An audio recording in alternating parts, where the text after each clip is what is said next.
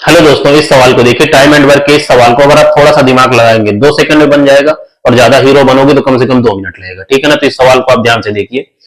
M एक कार्य को एल द्वारा लिए गए समय से 14 दिन आपका काम में पूरा करता है। ठीक है ना। तो एल और एम के बीच का जो अंतर है आपका, वो 14 आपको दिया हुआ है। ठीक है ना। अब देखो, इस तरह के सवालों में आपको क्या करना है कि ये जो अंतर दिया हुआ है आपका, उसी का मल्टीपल आपका आंसर होगा। जैसे यहाँ पे अंतर क्या है आपका, 14 है, तो 14 का मल्टीपल ही आपका आंसर होगा। तो देखो, 35 आपका हो नहीं सकता, 21 आपका हो नहीं सकता। ठीक है ना।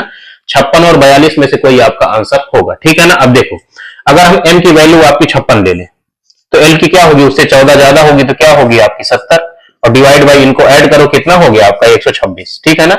ये वाला फॉर्मूला लगा रहे हैं। ठीक है ना। देखो, अब इसको सॉल्व करने पर 24 आना चाहिए, क्योंकि दोनों मिलकर उसे 24 दिनों में आपका पूरा करते हैं। ठीक है ना। तो देखो, इसको सॉल्व करो आप, तो कितना हो गया 18 सत्ते और 7 दहम आपका 70। ठीक है ना। अब देखो, 56 में क्या आता है आपका, 7 आता है।